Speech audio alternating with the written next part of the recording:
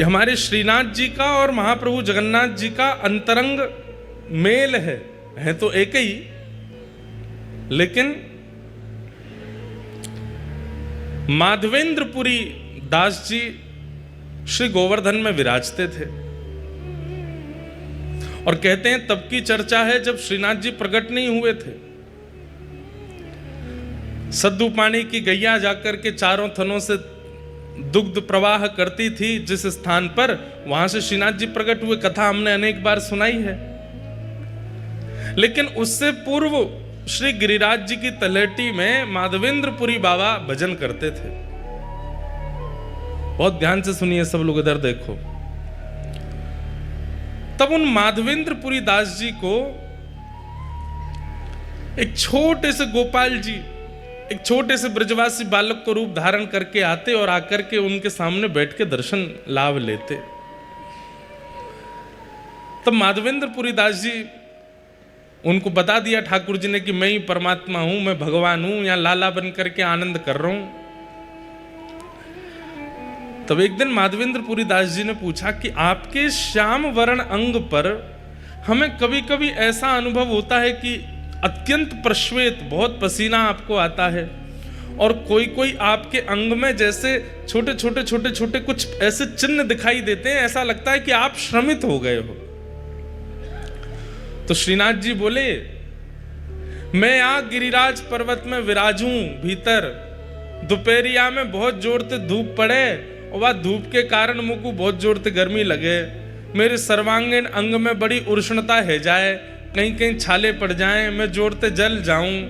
वैसे तो मुझको दूध को अभिषेक किया जाए, मुझको दूध पिवायो जाए, मुझको 56 भोग परवाए जाए, पंचामृत अभिषेक ते मेरो आनंद कियो जाए, पर वासे नैका देर के काजे तो सुख मिले, लेकिन फिर ते ये पीड़ा हेन लग जाए।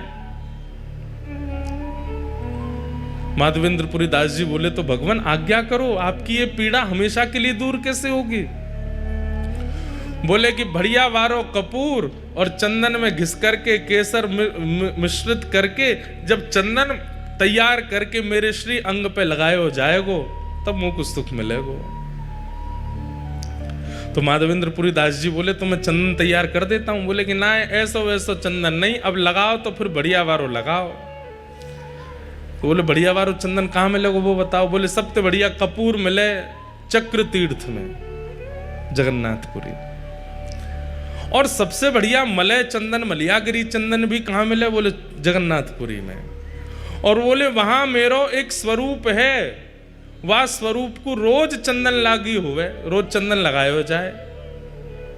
आप तो वहीं जाओ और वहां से चंदन लेकर के आओ और आकर के मेरे श्री अंग पे लगाओ, तब मुझको सुख मिलेगा। तब माधवेंद्रपुरी दास जी श्रीनाथ जी की आज्ञा प्राप्त करके निकले हैं नीलाचल धाम के लिए, ठाकुर जी के सुख के लिए। देखो एक बात, हम लोग ठाकुर जी की सेवा में कोई भी सामग्री प्रस्तुत नहीं कर सकते। उस सामग्री में भी सर्वश्रेष्ठ सामग्री जो हो, और वो सामग्री भी सर्वश्रेष्ठ रूप से जहां निर्मित होती हो, वही ठाकुर जी की सेवा में लानी चाहिए। स्वयं श्रीनाथ जी माधवेंद्र जी से बोले, वो चंदन तो तुम यहीं घिस दोगे, लेकिन बढ़िया वारो तो वहीं मिलेगो, बढ़िया वारो कपूर तो वहीं मिलेगो, वहां ते लेके आओ। इसका मतलब क्या है? ठाकुर जी को विशेष प्रिय नहीं है, लेकिन वो हमें परखते हैं कि हमें प्रस्तुत करने के लिए कुछ विशेष देना उचित लगता है कि नहीं, वो ठाकुर जी देखते हैं। अब चंदन यात्रा पे आप अपने घर पे चंदन घिस के लगा दो ठाकुर जी को, ठाकुर जी कहेंगे ठीक है, काम चलाओ तो कर ही दियो काम, लेकिन आप पूरी उसकी व्यवस्था करो। वहां से जल मंगा रहे हैं, वहां से कपूर मंगा रहे हैं, वहां से केसर मंगवा रहे हैं, 4 आदमियों को भेज के कर रहे हैं, स्वयं जाकर के कर रहे हैं, उससे ठाकुर जी और ज्यादा प्रसन्न होते हैं। देखो मेरे सुख के काजे कितना श्रम कर रहे हो। हमारे गिरधर लाल जी की स्नान यात्रा पर स्नान होता है। अब स्नान यात्रा, स्नान कराना है, टोंटी का जल भरो, करा दो स्नान, उसमें थोड़ा केसर आदि डाल दो, करा दो स्नान। नहीं, हम हमारे सब वैष्णव, सब हमारे जितने मित्र परिकर हैं, जितने हमारे पंडित जी, सबके साथ अवसर होगा, कथा नहीं है तो स्वयं जाएंगे। कहाँ? उत्तराखंड। उत्तराखंड में श्री यमुना जी सबसे पहले पृथ्वी पर जहां आती हैं उस स्थान का नाम है कटा पत्थर। कटा पत्थर में जाएंगे उत्तराखंड में, वहां से स्नान करके विधि पूर्वक प्रत्येक कलश का पूजन करेंगे। कलश का पूजन करके फिर वहां से शुद्ध यमुना जी का जल, क्रिस्टल वाटर, बिल्कुल दिख जाए नीचे तक महाराज, वहां से यमुना जी लाएंगे और फिर उन यमुना जी को वृंदावन ला करके फिर वृंदावन में जो यमुना जी हैं उनको बढ़िया क्योंकि वृंदावन में यमुना जी तो पूरी सब अपवित्र कर दी लोगों ने, तो 2-4 कपड़े की परत लगा के उन यमुना जी को भरेंगे। फिर वो यमुना जल कटा पत्थर वाले जल में थोड़ा थोड़ा मिला देंगे, तो फिर भाव हो जाएगा यमुना तट का, वृंदावन तट का यमुना जल। फिर उससे ठाकुर जी को स्नान कराते हैं, रात भर मटकों में भर के रखते हैं, ठंडा बिल्कुल शीतल जल हो जाता है। फिर उन जलों में किसी में पुष्प, किसी में सुगंधी, किसी में अष्टगंधा, किसी में कुछ, सब मिला करके फिर ठाकुर जी को स्नान कराते हैं। अब स्नान ही तो कराना है, करा दो ऐसे नहीं। मैंने एक बात कथा में कही है कि भक्ति में ठाकुर जी प्रस्तुतिकरण देखते हैं कि आपकी प्रस्तुति कैसी है। उठाए कर दिया, उठाए भोग लगा दिया, थाली में लाए सामने धर दिया कर। ठाकुर जी भी ऐसे फिर पाते नहीं है, बोले कि बेमनते तू करे, मैं काहे को पावे आऊं। लेकिन जब ठाकुर जी देखते हैं कि बड़े प्रयास करता है, बड़ा श्रम करता है, बड़ा परिश्रम करता है, मनोबुद्धि लगन से लगता है, ठाकुर जी आते हैं स्वीकार करने। इसलिए कभी भी उत्सव कीजिए, उस उत्सव को काम चलाओ मत कीजिए, या तो करिए मत, और करो तो फिर उसमें इतना लगन से करो, इतनी विशेषता प्रकट कर दो। आप कहेंगे महाराज जी आपने जितने क्रम बताए वो तो धनवानों के हैं, धनवान ही कर सकते हैं ये सब, और जिन पर धन नहीं हो वो क्या करें। भाई कर्मा भाई कोई धनवान तो नहीं है, हमारे सद्दू पाणे कोई धनवान तो नहीं है, धन्ना जाट धनवान तो नहीं है, पर वो धनवान ना होते हुए भी ऐसी क्रिया प्रस्तुत करते हैं कि वह क्रिया में धनवान से भी ज्यादा लगन का दर्शन होता है। वो ठाकुर जी आते हैं स्वीकार करने। धन्ना जाट की कथा में हम लोग सुनते हैं कि उनको सामान्य पत्थर शालिग्राम भगवान के रूप में एक संत दे गए, तो धन्ना जी रोज अपनी माँ से कहते, मैया मुझे चंदन दिलवा दो, मुझे रोली दिलवा दो, मुझे इत्र दिलवा दो, ठाकुर जी की सेवा करनी है। माँ मना करती, नहीं दिलवाती। तो फिर धन्ना जी ने क्या किया, बाहर गए और रोली जैसे दिखने वाले पत्थर लेकर के आए, उनको बढ़िया घिसते हैं और घिसते घिसते लाल रोली बन जाती है। फिर ठाकुर जी के सामने जाके भावना कर देते हैं, ठाकुर जी मुझ पर धन तो इतना नहीं है कि मैं रोली लाऊं, चंदन लाऊं, इसलिए ये रोली जैसा ही रंग है इसका, आप इसको स्वीकार करो। और प्रेम से लेकर के जब पधराते, ठाकुर जी प्रसन्न होते हैं उनके भाव से। भावना में तो व्यस्त है ना, भले ही धन का व्यय ना करता हो। तो माधवेंद्रपुरी दास जी को श्रीनाथ जी ने आज्ञा की कि आप जगन्नाथपुरी जाओ, वहां से कपूर चंदन लेकर के आओ, वो घिस करके लगाओगे तब मुझे सुख मिलेगा। माधवेंद्रपुरी दास जी निकल पड़े,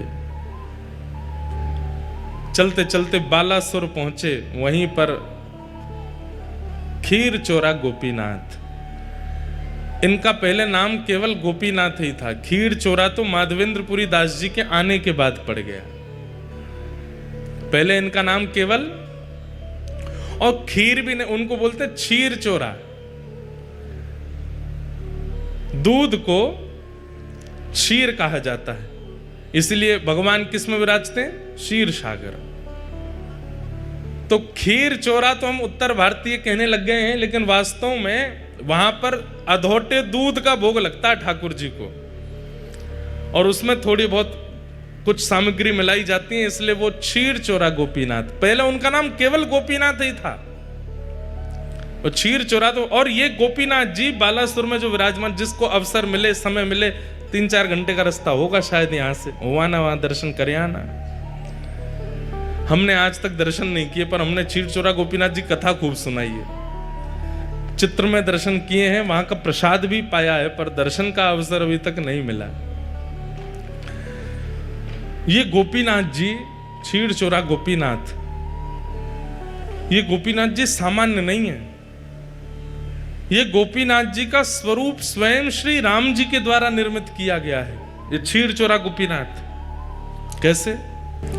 जब प्रभु श्री राम वनवास कर रहे थे तो कभी कभी लक्ष्मण जी को ज्ञान उपदेश करते थे, सीता जी से बैठ करके कुछ मधुर चर्चाएं करते थे।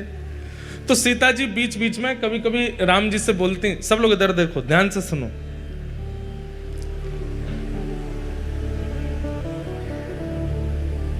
राम जी से कहती,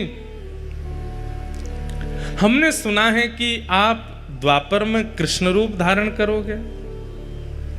तो राम जी कहते हैं, हाँ कृष्ण रूप तो धारण करेंगे, और हमने ये भी सुना है कि आपके समस्त अवतारों में अत्यधिक सुंदर अवतार आपका जो होगा वो कृष्णावतार होगा, जिसके रूप को देख करके असंख्य गोपियां, असंख्य ब्रजवासी गण जहां से भी आप गुजरेंगे सब आप पर न्योछावर हो जाएंगे, ऐसा आपका रूप होगा, मैंने सुना है। तो राम जी बोले, अब ये तो प्रभु जाने, राम जी भी कोई कम सुंदर थोड़े ही है।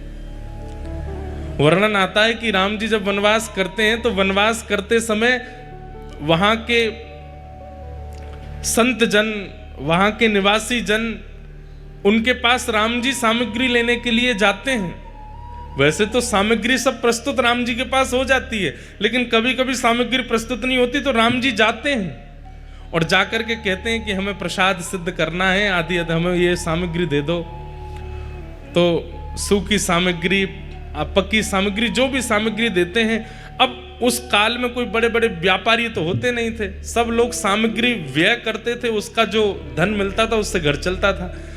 अब राम जी जब, वो तो वनवासी हैं, उन पर धन तो होता नहीं था, तो सब सामग्री लेते थे। तो सामग्री लेने वाले, अब देने वाले को क्या दें?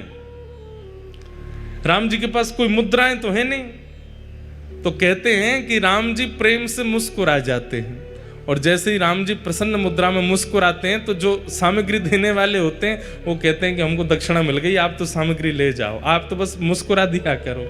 आप खुश हो जाते हैं, आप हंस जाते हैं, आप थोड़े प्रसन्न मुद्रा में हमको देख लेते हैं, हमको लगता है कि हमें सर्वस्व मिल गया।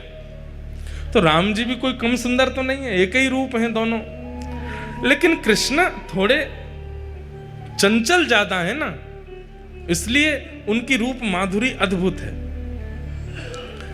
तो सीता जी बोली, द्वापर में आप कृष्णावतार धारण करेंगे और हमने सुना है कि वो कृष्ण स्वरूप बड़ा सुंदर होगा।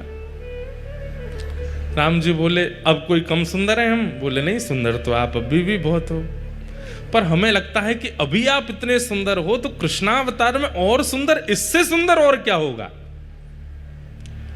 आप हमें दर्शन करा दीजिए ना। तो राम जी बोले, ठीक है, समय मिलेगा तो मैं दर्शन कराऊंगा।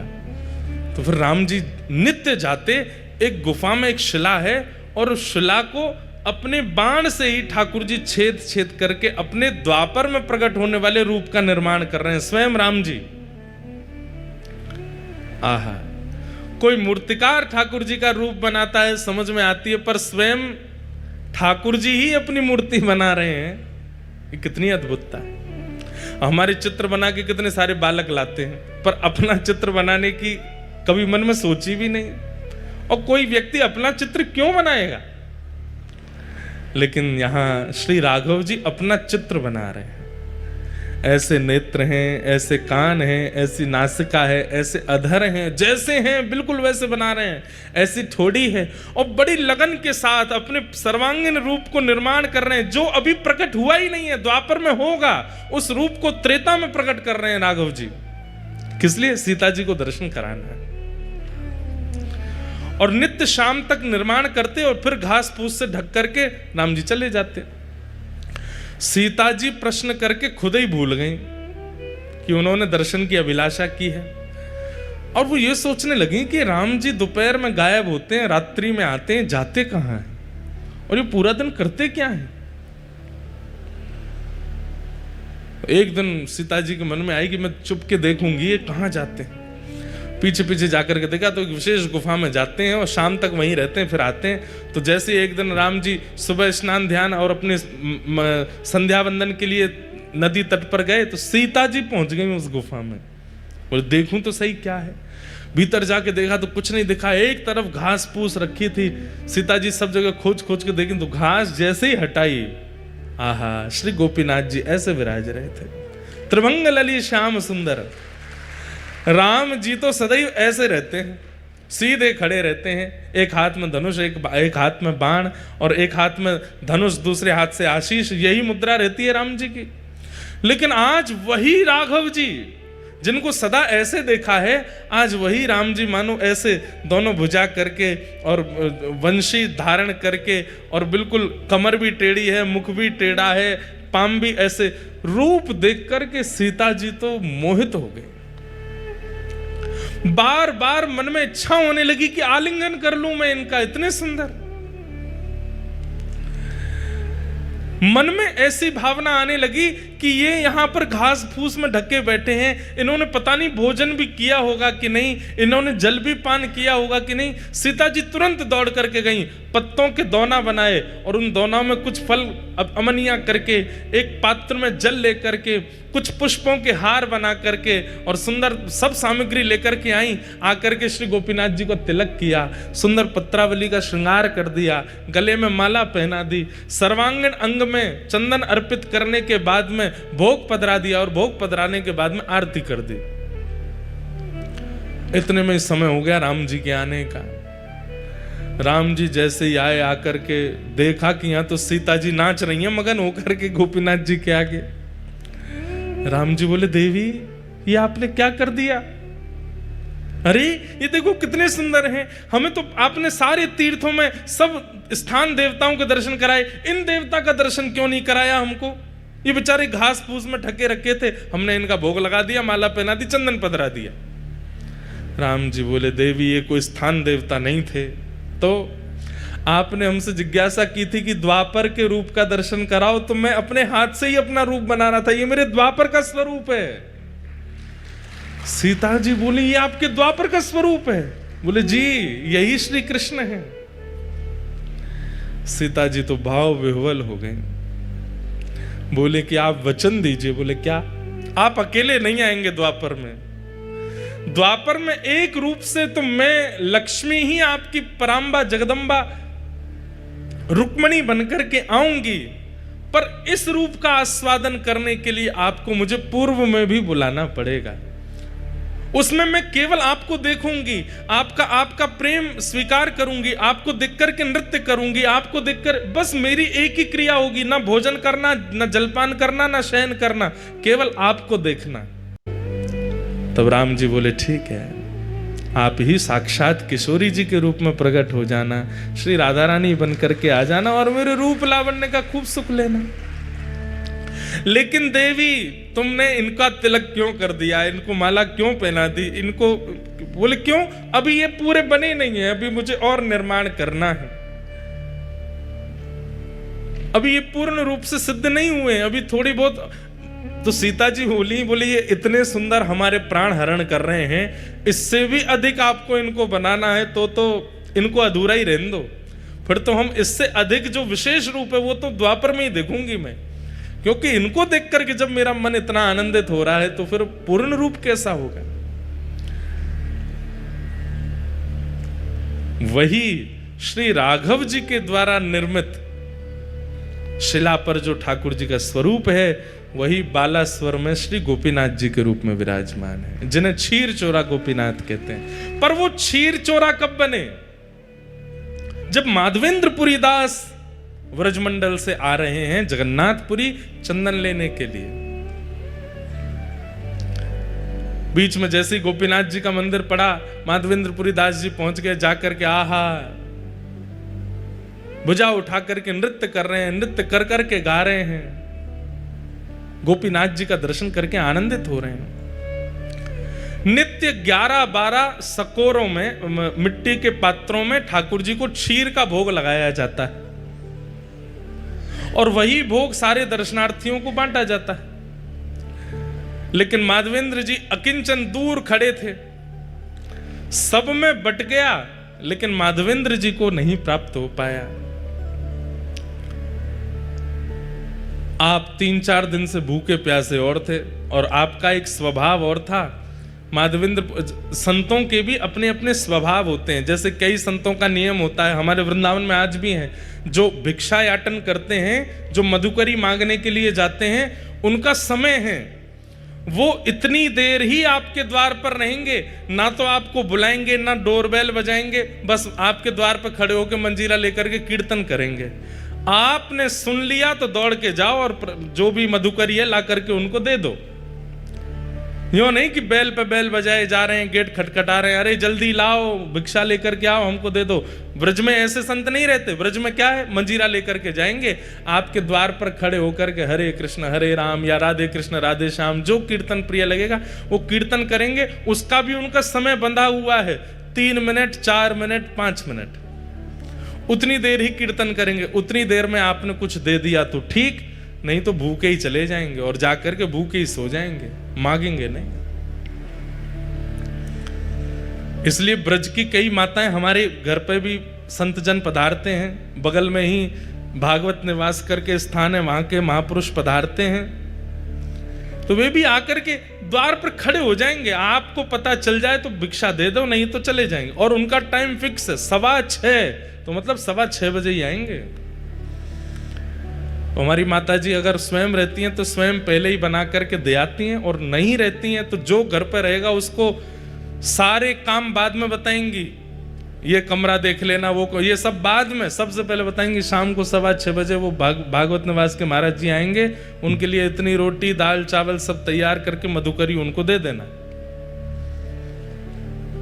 और कई बार हमने देखा कि जब घर लौट के जाते हैं, पूज्य पिताजी भी अनुभव करते हैं, तो माता जी सबसे पहले पूछेंगी बाबा आए शाम को मधुकरी दई, और वो सामने जो घर पे रुके वो अगर के अरे मैया कल तो हम लेट हो गए बाबा चले गए, तो माँ इतनी उदास हो जाती है कि बेचारे बाबा कल मधुकरी नहीं पाए होंगे। ऐसे मधुकरी पाकर के हमारे ब्रज में संत रहते हैं।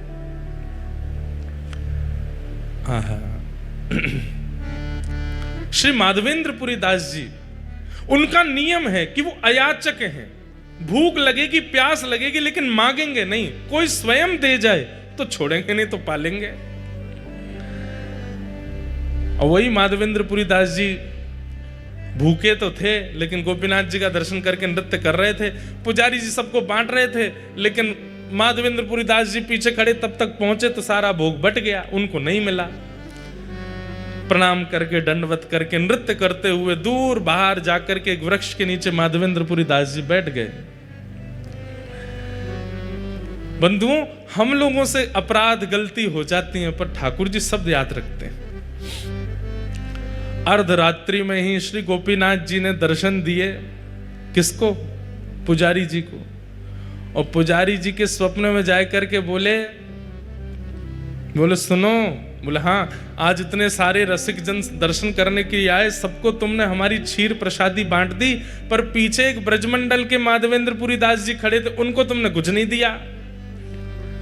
तो पुजारी जी बोले जय जय, अपराध हो गया, हमसे गलती हो गई, हमको याद नहीं रहा। अब तो कल क्षीर बनेगी, रात्रि में भोग लगेगा तब दे दूंगा। अरे बावड़े, वो 5 दिन के भूखे हैं और कल और उनको भूखा रखोगे और रात्रि में जाके क्षीर को भोग दोगे, इतनी प्रतीक्षा वो कैसे करेंगे? तो प्रभु आप ही बताओ क्या करें फिर? दोपहर में राजभोग का प्रसाद दे देंगे, मंगला भोग का बोले वो सब नहीं, जो हमारे क्षीर भोग प्रसाद में सुख है वो राजभोग और मंगला में नहीं है, वही देना था उनको। पुजारी जी कान पकड़ने लगे, बोले आज तो अपराध हो गया, क्षमा करो।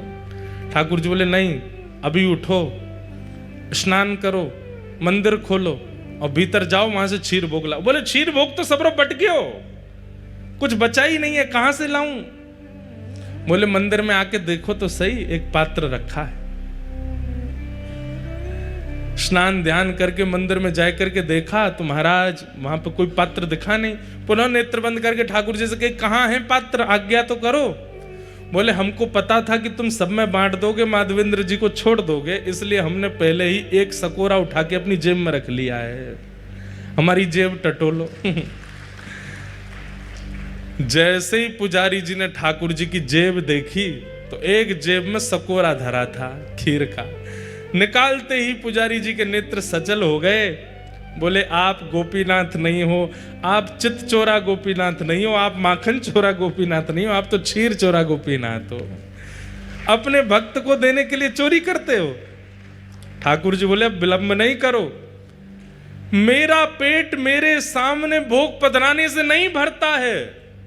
मेरे सामने पधराई हुई वस्तु जब मेरे भक्तों को पवाई जाती है तब मुझे शांति मिलती है, तब मुझे आनंद मिलता है। जब तक माधवेंद्र जी को प्रसाद नहीं मिलेगा मुझे नींद नहीं आएगी। जल्दी जाओ पवा दो। पुजारी जी दौड़े गए। रात्रि के 2-3 बजे होंगे, तब घड़ी तो नहीं थी पर अर्धरात्रि हो रही थी और माधवेंद्र जी नेत्रों से अश्रु प्रवाह एक वृक्ष के नीचे बैठे। पुजारी जी दौड़ करके गए और जाकर के कहा, माधवेंद्रपुरी दास आप ही हैं क्या? माधवेंद्र जी बोले, आपको हमारा नाम कैसे पता? बोले, भैया किसी का परिचय सेठ कराते हैं, किसी का परिचय नगरवासी कराते हैं, पर आपका परिचय तो स्वयं श्री गोपीनाथ जी ने दिया है, स्वयं ठाकुर जी ने आपका नाम बताया है। माधवेंद्र जी बोले, वो मेरा नाम जानते हैं? बोले, जी उन्होंने ही आपका नाम बताया। और आपको खीर भोग नहीं मिला था आज? बोले, नहीं मिल पाया था, आपने सब में बांट दिया, हम तक पहुंच ही नहीं पाए। बोले, लो ठाकुर जी ने आपके लिए खीर, और पूरी वृत्तांत बताया कि ठाकुर जी ने अपनी जेब में छुपा करके रखी आपको देने के लिए। आहा, माधवेंद्रपुरी दास जी तो वहीं नृत्य करने लगे, रुदन करने लगे, अश्रुपात होने लगा नेत्रों से। हाँ गोपीनाथ, प्राण गोपीनाथ, जीवन गोपीनाथ कहकर के रोने लगे। खीर भोग पाया। और ये कथा जब प्रातःकाल होते पूरे नगर में प्रसिद्ध हुई, नगर के बाद प्रांत में प्रसिद्ध हुई और पूरे भारत में प्रसिद्धि हो गई और ठाकुर जी का नाम बदल गया, खीर चोरा गोपीनाथ। उससे पहले त्रेता से लेकर के द्वापर तक वे केवल गोपीनाथ थे, लेकिन माधवेंद्रपुरी दास जी के आते उनका नाम क्षीर चोरा गोपीनाथ पड़ गया। बोलो क्षीर चोरा गोपीनाथ की।